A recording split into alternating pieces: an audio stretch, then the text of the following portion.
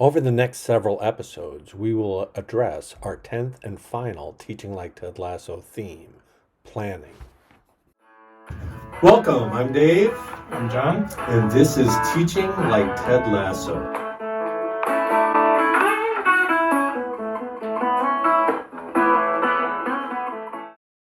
Warning, we expect that you have watched Ted Lasso. There will be spoilers ahead and scenes that don't make sense if you don't have some familiarity with the show. Our original plan for this podcast is that it wasn't going to be an episode by episode podcast, right? Because that's not our purpose. We thought that there were 10 themes that we could come up with. We weren't quite sure what those themes were to begin with. And in fact, this last one took till a month or so ago. And then we decided that it was going to be planning. Right. In the process of that, and in the process of the research that we do, we were looking at different scenes, but one episode kept coming up over and over again. Yeah, season 3, episode 7, The Strings That Bind Us. So this is where the team is first learning of Ted and Beard and Roy's plan for total football. The following is from season 3, episode 7. All right, fellas, we wanted y'all to know a little bit about the history of total football because that's what we're going to start playing here. So what does this have to do with planning? The first thing was intentionality. And what does that mean for you? One of the problems we deal with as teacher educators is that people tend to teach like they were taught, right? And there's all this classic research about the teacher education doesn't matter to some extent because this effect of teaching like you were taught is so powerful. Right. And it makes sense. You know, we have them for 100 hours and they spent 10,000 hours in a classroom. I haven't actually thought through those numbers, so I will have to at some point. And I want them to be intentional about what they're doing, so that when they're making decisions and doing things in the classroom, it's because they want to be doing that, not just because that's what's always been done. Right. So what does intentionality mean to you? I think that there are teachers who have some intuition to be able to do things well.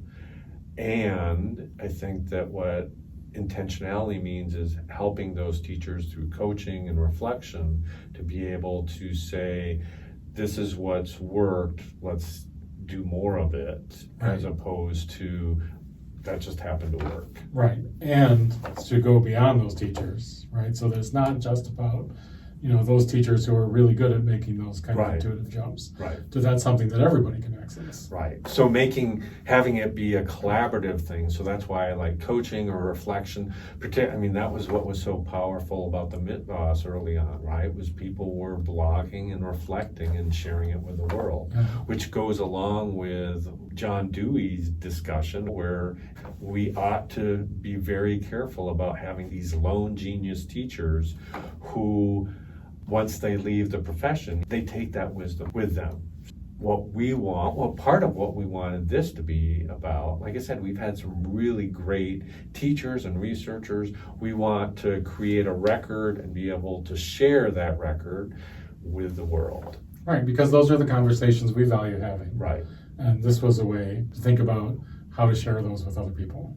But that intentionality requires more than just isolated pieces. Tell me more. One of the reoccurring themes in Ted Lasso is bird by bird. So that's Anne Lamott's amazing book about writing, where it's both a memoir and kind of her advice that she shares with people about writing. We got a chance to hear her at Calvin College Festival of Writing one year. And it's amazing how many of those themes are still, she hasn't moved on, right? This is the core of how she thinks about writing. Right. And it's based on, the title comes from a story she relates in the book that you were sharing. So the story is that her brother, he was supposed to do a project to make a booklet of a bunch of different birds. And he'd waited till the last minute and was just distraught because he wasn't going to get this project done. Anne heard her father say, just do it bird by bird, just take it one at a time. By breaking a big project with an ultimate goal down into smaller pieces, able to finally get that project done. Whereas it felt insurmountable at the beginning. So that if you're thinking of writing a novel, that's just too big. Right. It's just, what's the next scene? What's the next page? Mhm. What's my next 2 hours writing? Right. If you're thinking about teaching 180 days of school, that can seem insurmountable. So how do you have a long-term goal, but break it down into bird by bird? One of my favorite teachers writing is Dylan Kane. Mhm. He has a Substack that's a great subscribe. He was just his most recent piece was about just the next thing. Kind of get yourself away from these huge changes in teaching. Teaching is going to be this, some huge new initiative. Mhm. Just like, what's the next thing I can work on that's going to make it better for me or better for learners, or what's the manageable next piece, which is a planning kind of thing, right? Thinking about, well, what can I do next? Right. And so in the show, Ted has this plan of introducing the total football with these 4 things. The following is from season 3, episode 7. All right, my merry pranksters. If we go total football, there are 4 things we need to focus on. All right? Number 1, conditioning. Y'all got to get in even better shape. Number 2, versatility. Number 3, awareness. And number 4, well, I don't know what that one is yet, but I know it's important. The first one is conditioning, stamina. We've been talking about it. We're, again, trying to relate it to teaching, obviously. Perseverance, resilience. Yeah, and perseverance, particularly in problem solving, right? So that's at the heart of what we want students to be able to do. If we are expecting in our classroom more student participation, what is it that we're going to do? What's the conditioning? It's interesting, I was just talking to student teachers about this.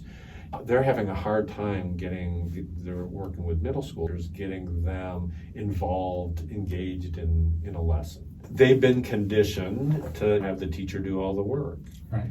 And so we were talking about how do we change that conditioning? And Jordan, who I think you know, suggested, what if we just do small little bits at first? It's something that Kathy taught me, as she used to talk about independent reading with first graders. Right.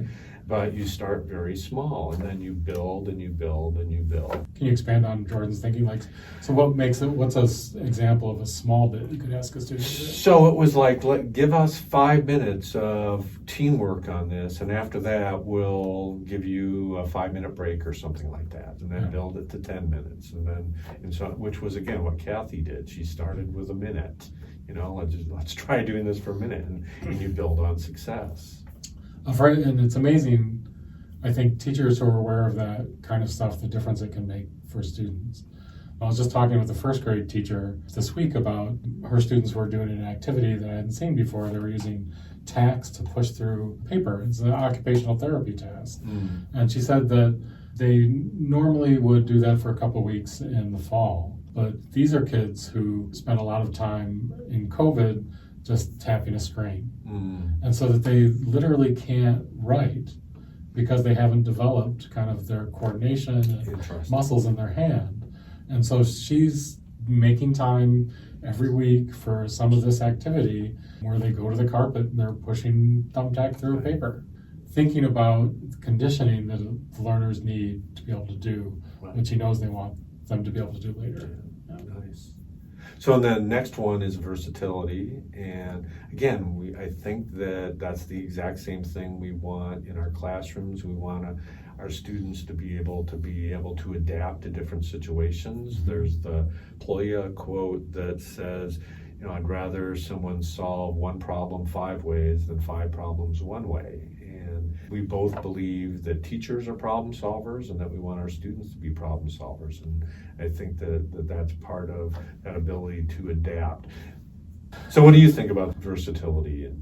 Well, it's interesting to think about in the classroom, right? Because to some extent, we might feel like we're asking all the learners to do the same thing, right? So then where does versatility come into it? With complex instruction, there's some thought to versatility because you're giving roles and then you're asking different people to have different roles on different days. Oh, interesting, yeah.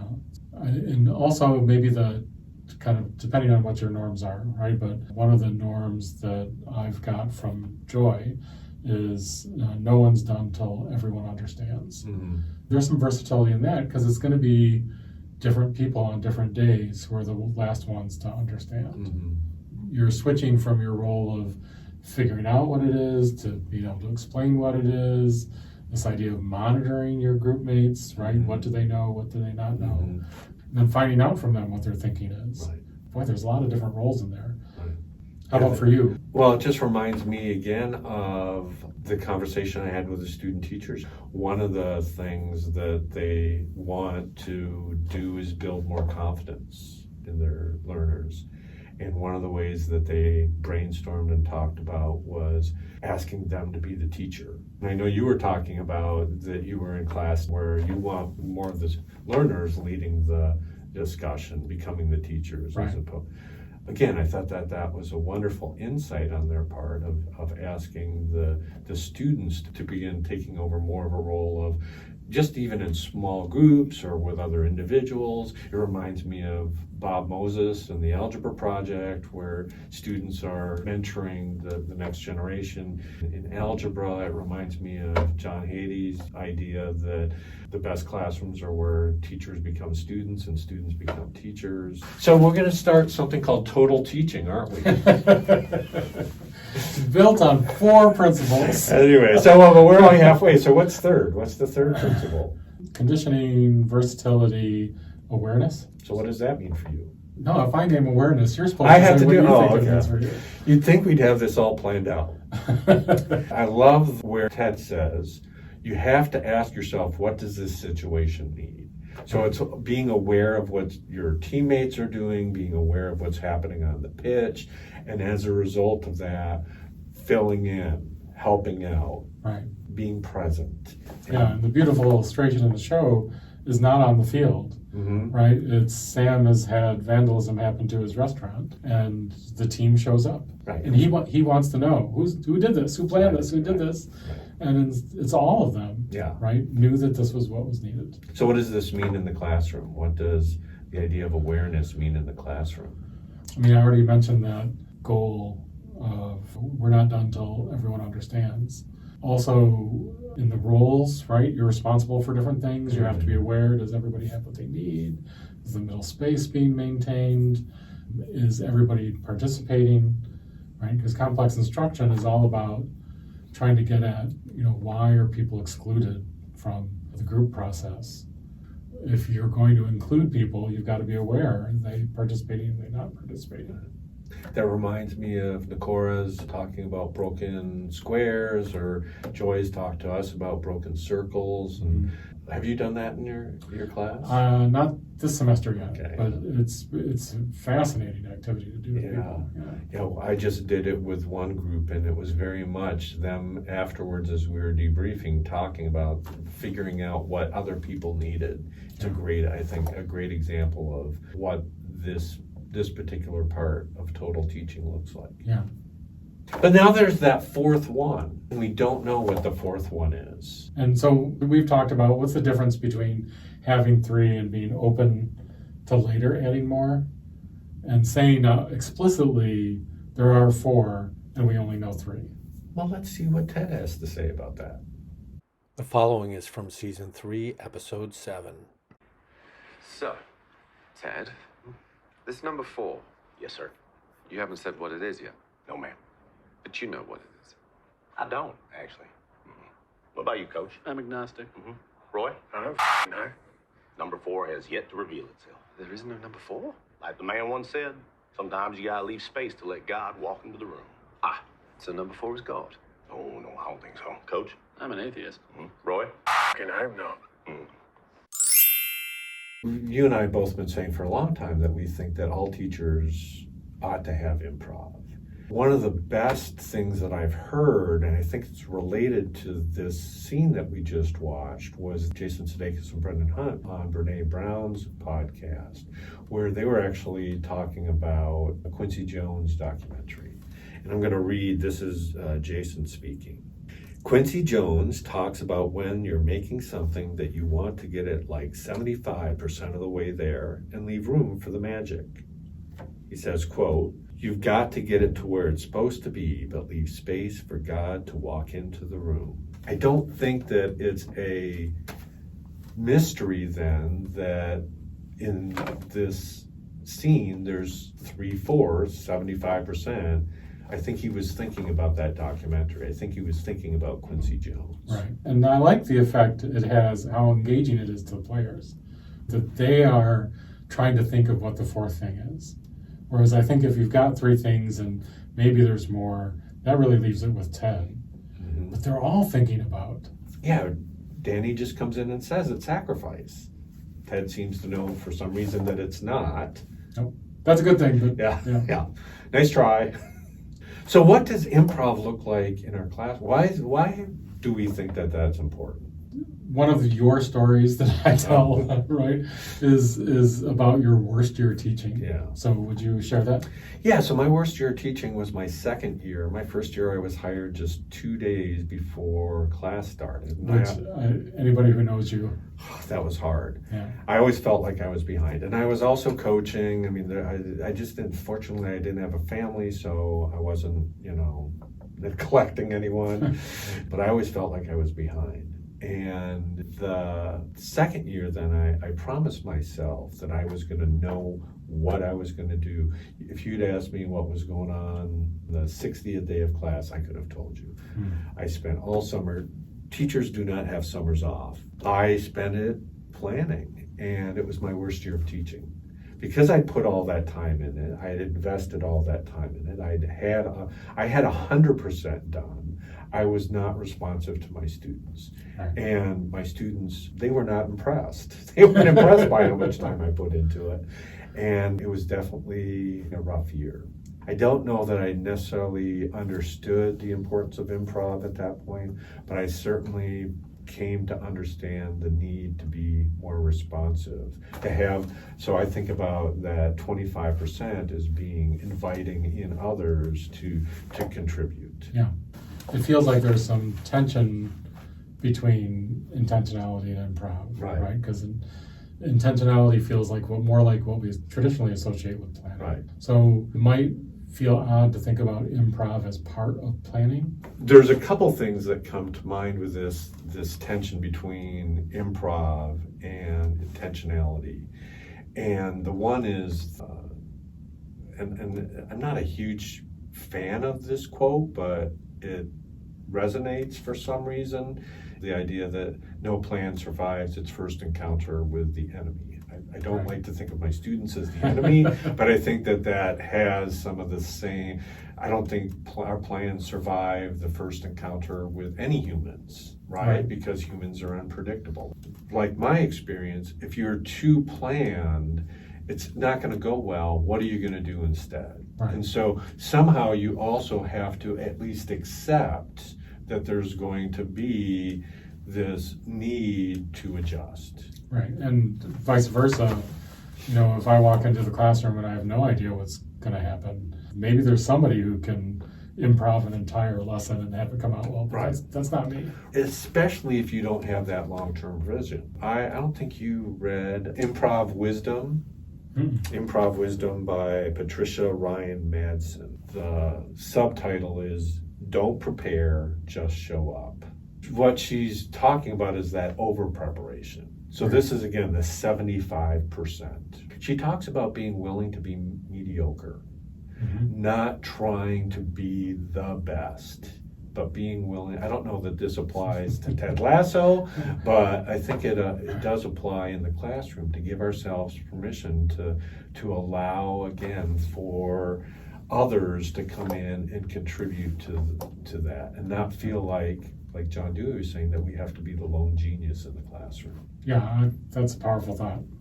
As kind of permission to yourself, I think it opens up to be able to try more things. That improv performers don't expect cinematic quality performance each time. That's not what they're doing. So teaching is much more like the improv than it is like making a movie. We don't get a multiple of takes and to try it from different angles. Well, even when we do, I was teaching maybe 5 classes that were identical. In that one year, they were identical, but it wasn't authentic. It was life-sucking because there wasn't that energy that often comes from back and forth. It was more me trying to remember exactly what I was supposed to do and spending a lot of time trying to get you to do what I thought you were supposed to do. At that point, you're supposed to say Right. the perimeter Right. is double the width Right. plus double the length. Right. So, but it didn't go that way. And I stuck to it. And it reminds me in the second season, Beard After Hours, there's this whole thing about first Tyrion, Ray, and then May complained to Beard that they didn't change tactics, that they had to know that it was a bad idea and they didn't change. Right. It's much different than in this episode 7, where they make a halftime adjustment. Mm-hmm. The following is from season 3, episode 7. You got something you want to say, Jamie? I mean, yeah, but Great. Let us have it. what? I don't want people to think I'm being a if I say it. Okay. Well then. I ain't doing it wrong. You're doing it wrong. No, I mean, I think we're all doing it wrong. If we want this to work, you got to stop going to me and start playing through me. You get me? Look. Can I? Do you mind if I? Yeah, of course. Right. So look, I shouldn't be here. I shouldn't be playing forward. I should be here in the centre.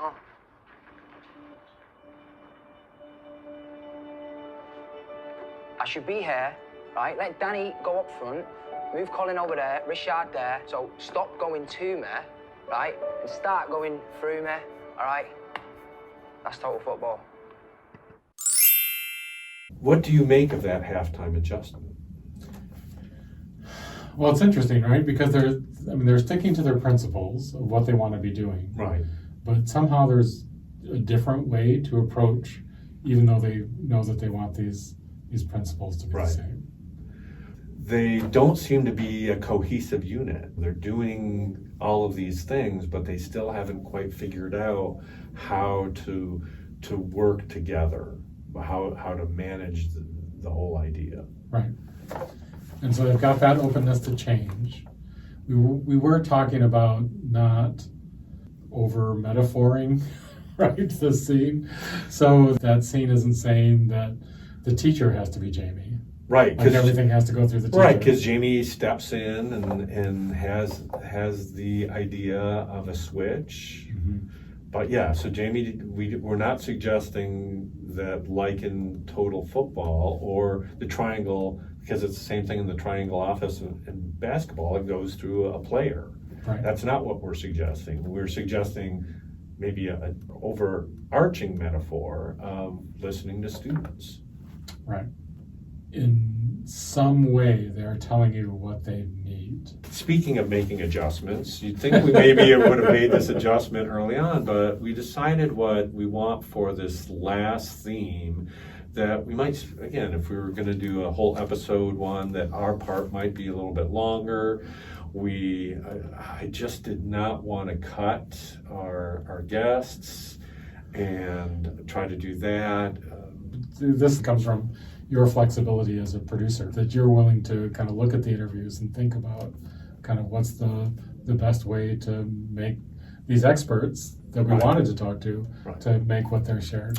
Our original experiment was we cut them, but then we put out the full one. Right. And what the numbers show is that the full ones don't get listened to the same way that the episodes do. And so we want to make sure that these experts are heard. Yeah. So we're going to do that, and then we're going to come back, and hopefully Kathy's going to join us to wrap it up, to talk a little bit more detail about lesson planning. There's at least a couple more maybe extras that are coming out after that.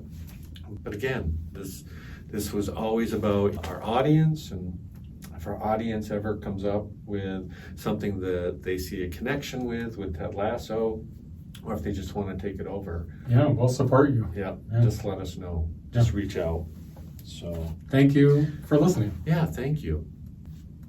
And thank you, Dave. Thank you. Please check out our show notes for more resources.